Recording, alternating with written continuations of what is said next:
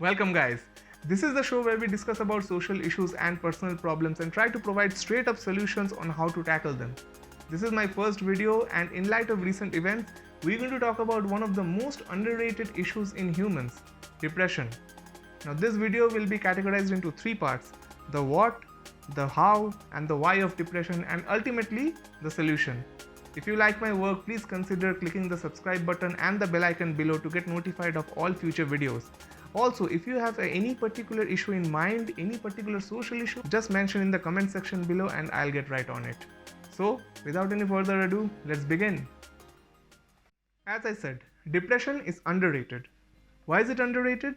Because even today, people either don't know what it is or don't know what causes it and don't know what the person who is actually depressed feels like.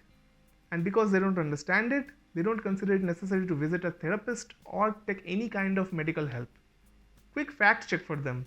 The World Health Organization has stated that in India alone, there may be 20 crore cases of depression. Comparing with the population of India, that's 15%. Can you imagine? 15% of India suffers from depression. According to the Indian Journal of Psychiatry, 1.9% men and 3.2% women suffer from unipolar depressive disorder at any point of time in the whole world. And these numbers, they are just an estimate. There are hundreds of people who don't come forward and they refrain from talking about their feelings. Why? Fear of rejection, fear of humiliation, fear of not being understood.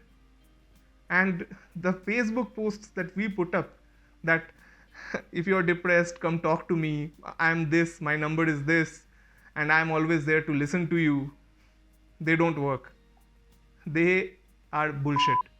Just imagine, just keep yourself in place of that person. Who would you rather talk to? Your close friends or family? Or some random guy who put up a Facebook post? Even if your friends or family don't understand you, still, would you consider that third option? I don't think so. So let's take a moment out of our lives and walk in their shoes. Just see what they feel like, how they lead life. Try to understand some of their problems. If you ask random people what they actually mean by depression, most of them will say not being happy or feeling sad or something like that. Well, these do actually come close in the sense that they may lead to depression, but actually they're quite different from it. When you're feeling sad, when you're feeling down, that's exactly what you're feeling. Sadness, grief, bereavement. You flunk an exam? Sadness. You blow an interview? Sadness again. Someone close to you dies? Bereavement. These events, these happenings, they do affect us and we do feel the pain and grief for some time, but eventually we get over it. It passes. We become normal again. But depression is a whole new concept altogether. When you're depressed, everything kind of feels pointless to you. Even daily chores, such as waking up, brushing your teeth, eating, going to work, everything seems pointless. You feel drained out of your energy. Even if there were things earlier that you used to like, such as reading, writing, singing, partying, you lose interest in all of those. It's as if, imagine a vast ocean and it's nighttime. You're at the very bottom of that ocean, surrounded by darkness from all sides. You're not able to see anything, you're not able to feel anything.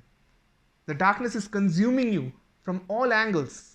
It's sucking every bit of happiness from you. You feel worthless. You feel there's no meaning to life. You feel like self-harm. Even maybe you feel like committing suicide. There may be happy memories left inside of you, but those memories at this point are just memories. The happy seems to be missing from them. But this does not mean that he's crying all day. This is another misconception, and a pretty huge one. A depressed person seldom cries in front of others.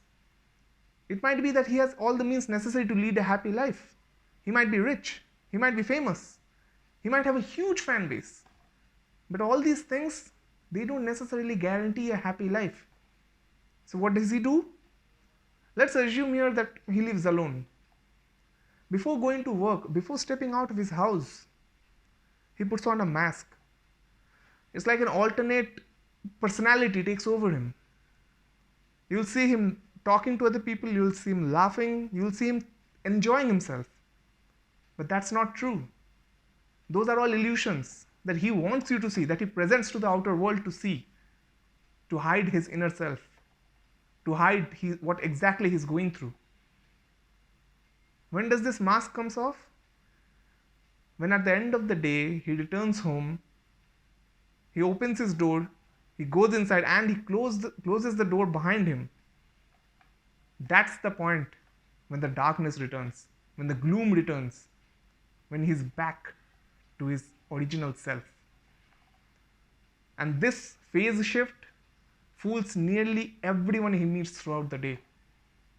They think he's happy. So let's understand the reasons behind all these. What causes depression? For depression to occur, there's almost always a trigger point, an incident from which everything starts. Suppose someone fails in an exam or an interview, or someone close passes away. They feel intense grief and sorrow, but even that feeling dissipates gradually. But if it doesn't, if it lingers from days to weeks to months, then that may be the beginning of depression. Similar situations may also arise from intense neglect, from intense loneliness, child abuse, from even sexual abuse. So how to deal with all this? One very important point we need to keep in mind is that the body and mind both are interconnected. When your mind is depressed, your body feels the heat. As in, you don't want to do anything, you feel lazy all the time. You don't feel like getting up, going somewhere. In the same way, when your body is fine, your mind gets affected. Gradually. It won't happen all of a sudden, it won't happen in a day, but it will happen gradually. So my first advice, eat properly, even if you don't want to. Don't skip your meals. Exercise regularly, even if only 10 minutes, 5 minutes, even that's fine. At least start exercising.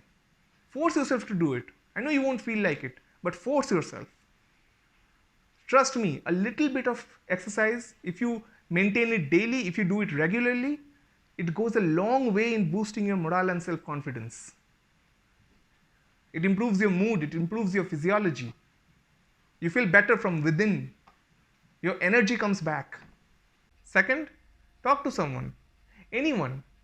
It might be a friend, it might be a relative, a colleague. I know there's a high probability that they won't understand what you're saying, what you're going through. But until and unless you start sharing, you start opening up, you won't find that one person who will understand what you're going through. And if everything else fails, go to a therapist, see a doctor.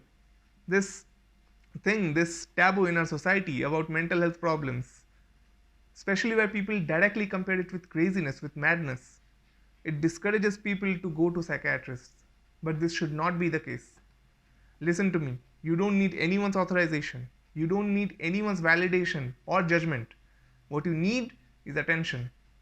And if you're not getting it from your close ones, loved ones, then you need to consult a therapist. What do you do when you have a stomachache, when you have a headache? You go to a doctor, you take medicines, right? You rest, you do as per his advice. So why not do the same in this case? Why not consult a doctor in case of mental health issues? Trust me, there's no shame in that. To all the people out there, if you want to help someone who is depressed, the first thing you need to do is identify them. There's a very high chance that they will be behaving exactly like normal people do. They'll be talking with others, they'll be laughing with others. But as we discussed, those are all illusions.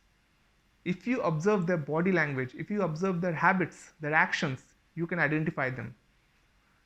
For example, they will feel less energetic in their day-to-day works.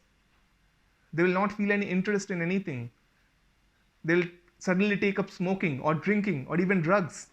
They'll talk about self-harm. They'll talk about committing suicide. These are the symptoms to watch out for. And if you spot someone like this, talk to them. If you really want to help them, talk to them. Listen to them. Make them feel comfortable. Even if you cannot offered any help, even if you cannot solve their problems, just be there. Let them offload all their burden on you. Help them in any way possible. So guys, always remember that you are loved, you are important, you are valuable. Don't let anyone convince you otherwise. And the moment you believe this, you are already halfway on your way to happiness.